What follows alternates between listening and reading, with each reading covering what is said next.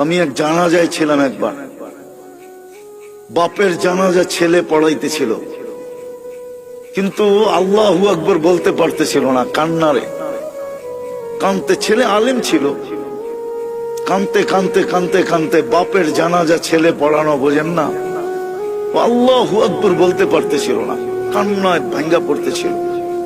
একবার বড় কষ্ট করে জোরে আল্লাহু আকবার বলে উঠছে। জানাজা শেষ, আমার মন বলতেছিল যেন বাবা মাফ হয়ে গেছে। আমি সাথীদেরকে বলতেছিলাম যে আমি জানি না, আমার মন বলে এই বাবাকে আল্লাহ শাস্তি দিবে না। ছেলে আলেম, কলিজার টুকরা নিয়ে গেছে, ঠিক না? বাপ কি কলিজার টুকরা না?